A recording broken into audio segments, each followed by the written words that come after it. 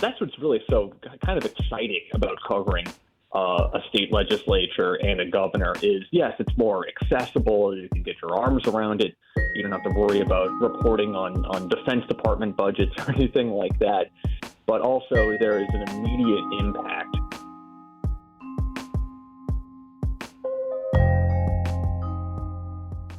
Hi there, it's WAMC News Director Ian Pickus.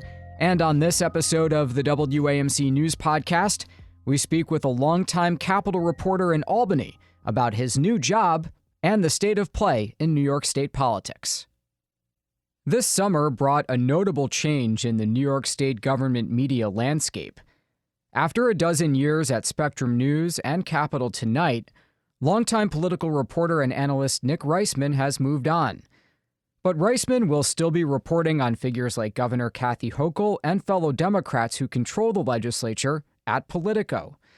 With a challenging budget year on the horizon and an election looming, we caught up with Reisman about life at the Capitol and his new role. Nick Reisman, welcome back. Hey, Ian. Thanks for having me. You were in TV for over a decade covering the Capitol. Why have you decided to move on?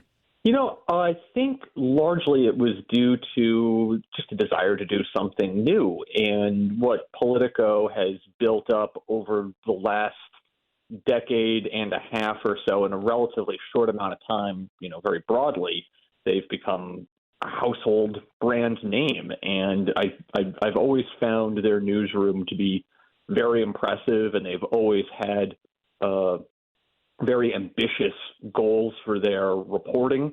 And so this was an opportunity that presented itself that I, didn't really want to pass up at all. What kind of stuff have you been doing and will you be doing at Politico?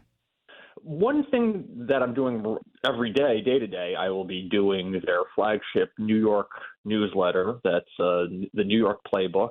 And Politico was a very early innovator in the newsletter format, sending everybody an email once a day, sometimes multiple times a day, not just summarizing the news, but also giving them exclusives that they wouldn't necessarily read anywhere else. And it's targeting an audience of people who are hyper engaged in what's going on in whatever category of politics that you're talking about. So if you have a specific interest in New York politics, New York Playbook is obviously the place for you. But there are other newsletters that look at policy, look at White House politics, look at Congress. And so it kind of satisfies a whole range of interests. And one thing that's great about the newsletter format is that it's really good for the hyper-engaged audience, which increasingly we're seeing in digital media and digital journalism to be kind of the coin of the realm, as it were, for audiences that are kind of built in and are there and are hungry for fresh news on a near day-to-day basis. Yeah, I have to say I read Massachusetts and New York every day. So here's an age-old question for you. Having spent most of your career covering the Capitol, this is obviously something that we care about a lot here at WAMC. But make the case for caring about state government and state politics, because we know from polling and just general civics that a huge amount of the population doesn't really follow it. Right. Right. And, there is the stock answer, which is state governments are the laboratories of democracy, that what happens in state capitals, be it Albany or Trenton or Sacramento, eventually will happen at the national level or be debated at the national level in some form or another. But also what goes on at state capitals is something that arguably affects voters a lot more directly. I mean, certainly, and you could argue, thank goodness, that state governments can't print money or declare war. But what they can do is determine how driver's licenses are doled out. They determine in an indirect way what people are paying in property taxes, how schools are funded, how the most vulnerable in our communities are taken care of through social service programs. So what really does happen in state capitals, more so arguably than what happens in Washington, really have a much more immediate effect on New Yorkers, really in their day-to-day lives. So that's what's really so kind of exciting about covering a state legislature and a governor is, yes, it's more accessible. You can get your arms around it. You don't have to worry about reporting on Defense Department budgets or anything like that. But also there is an immediate impact that all voters feel when the New York State legislature and the governor agree to a state budget. So it's about 2 years as we speak since Governor Andrew Cuomo resigned under pressure. How has the Capitol changed in that time? You know, the vibe is different. I think that's very fair to say. You really did feel like Andrew Cuomo's presence virtually was everywhere, for better or for worse, over the decade that he was in office. He was the climate, not just the weather. And when he left, I think that really did create some sort of power vacuum. And we saw this when Eliot Spitzer resigned. That kind of resulted in a few chaotic years in the state legislature, a coup in 2009 in the state Senate. And we have not seen certainly the level of, Patterson-esque dysfunction under Governor Kathy Hochul, but we have seen people kind of wrestle, I think, for influence and for leverage and for power. And Governor Hochul, to a certain extent, kind of like the way when Gerald Ford became president right after the Nixon resignation, has tried to basically do the opposite and be the opposite side of the coin from her predecessor stylistically. You could argue the policies are the same, if not similar, and a lot of the projects that she's going around taking credit for were started under Andrew Cuomo. But stylistically and tonally, she has really, I think, tried to make a stated and concerted effort to be very different from Andrew Cuomo. She's started to emphasize how she's taking a much more collaborative approach with the state legislature. She has virtually gone to pains to show that she has a very good working relationship with New York City Mayor Eric Adams, which is supposed to be not just a departure from the Andrew Cuomo years, but really any kind of relationship that a governor of New York would have with a mayor of the city of New York. So she has tried to assert that she is a very different kind of governor. All of that said, we're seeing things that normally you would not see in Albany, such as the rejection of a Court of Appeals chief judge nominee earlier this year.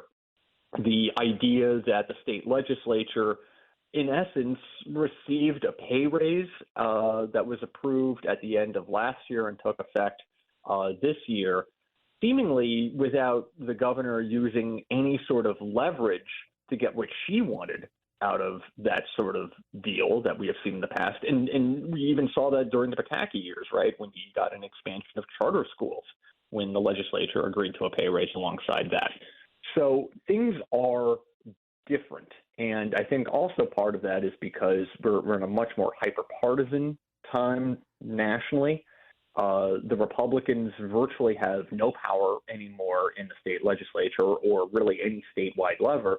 So the conflict is not so much between D's and R's at this point, but between progressive Democrats and more moderate elements of the party. And all of that is kind of playing itself out right now in policy and in the state budget. Yeah, let's talk more about that. Things were kind of unsettled at the end of the legislative session. For one thing, the housing plan fell apart, and in recent weeks, Governor Hochul has kind of turned to executive actions to salvage what she can of that.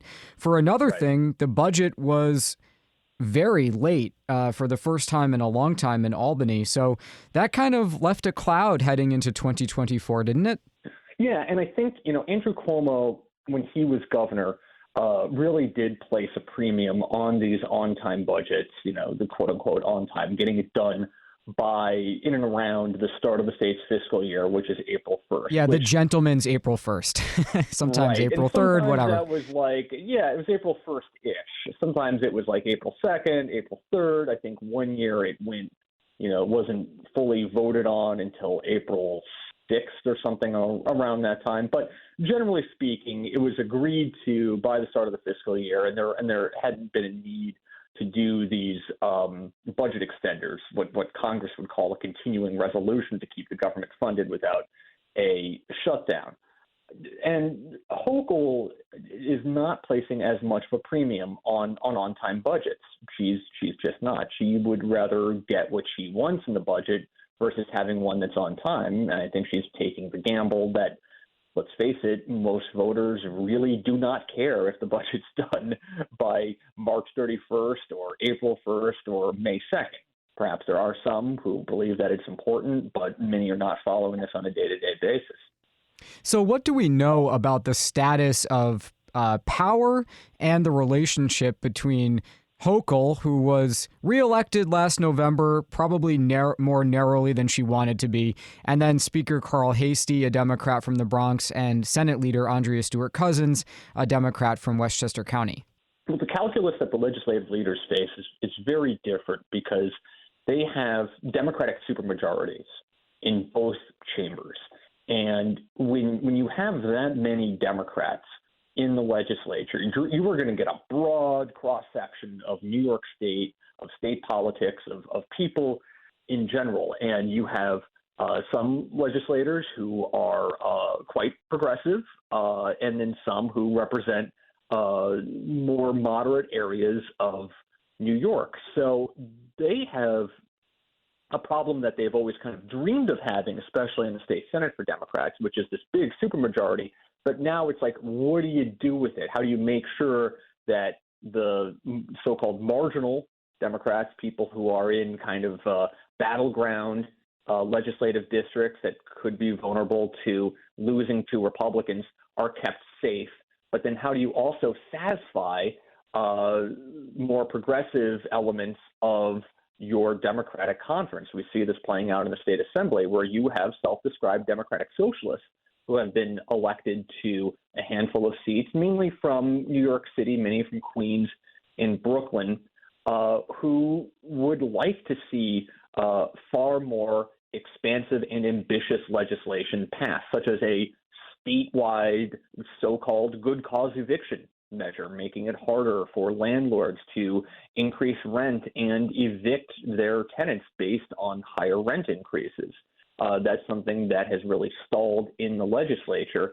And, you talk to some of these Democratic socialists and say, well, there are some upstate Democrats who don't want to see this happen and could lose their races as a result of some sort of unpopular legislation going through.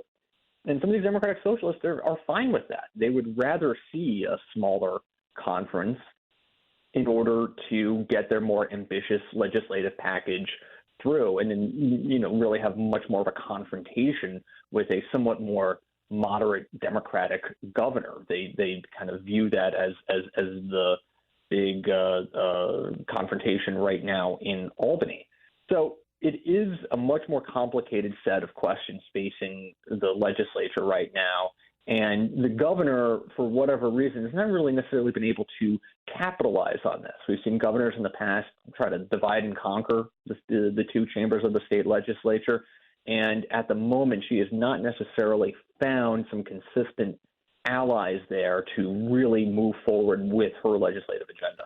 So that being said, we know from the governor's own revenue forecast from her budget division and from State Comptroller Tom DiNapoli's analysis that it's likely to be a budget crunch next year. This year's budget was a record-setting amount, but next year the forecast is not as rosy. We've talked about housing. Bail reform again reared its head in this past year. What do you think the kind of 2 or 3 major issues will be for lawmakers come January? Well, we definitely know that Governor Hochul is going to once again push for her housing compact that really failed to gain any sort of traction with members of the legislature. It was virtually impossible to find someone who wanted every single element that Governor Hochul was pushing for, especially when it came to essentially overriding a lot of local zoning. That really inflamed a lot of suburban area lawmakers in both parties. The governor says that she's going to regroup. It's going to be interesting to see if she's able to maybe adjust some of her tactics going forward. She had this kind of it's been described as this broad-based, expansive statewide housing policy that she put in the budget.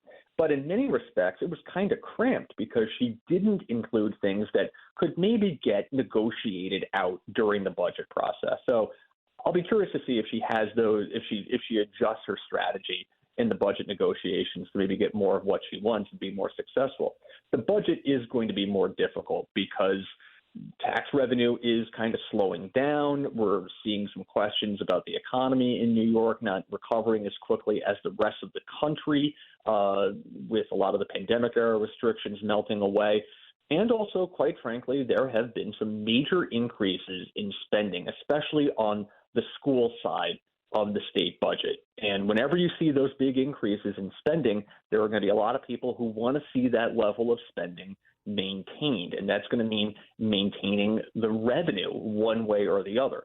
The governor would say, and she's been kind of prudent about this along with her predecessor, is that they've stuffed a lot of money into the rainy day fund to offset any sort of loss in tax revenue. It's now more than, I got to double check this, I want to say it's more than $15 billion at this point, which is not an insignificant amount of money to have as a potential cushion. But that's kind of a one-time thing. So if you spend that money one year, you won't be able to spend it next year. And typically we have seen with any sort of economic downturn or any sort of tough budget year, it's not just 1 year. It's multiple years that the state budget has to be addressed. Yeah, and we just talked to State Comptroller Tom DiNapoli about this, and he made much the same point that, you want to save the rainy day fund for a rainy day, not just put it into a budget to make the numbers work. So just one more thing, Nick. I know what I like about radio. Have you forsworn your suits and ties and your razor blade? No, I'm still in the habit of shaving every day. But I am able to dress perhaps a little more casually now that I don't have to be on TV. And given how hot this summer bit has been, it's been nice trading out, say, a button-down shirt and tie for a polo shirt on occasion. Well, I think you've earned it. That's Nick Reisman, formerly of Capital Tonight and Spectrum, talking to us about his new position at Politico. Nick, thanks for your insights and thanks for spending all this time with us. Thank you, Ian. Okay, that does it for this episode of the WAMC News Podcast. Thanks so much for listening. Until next time, I'm Ian Pickus.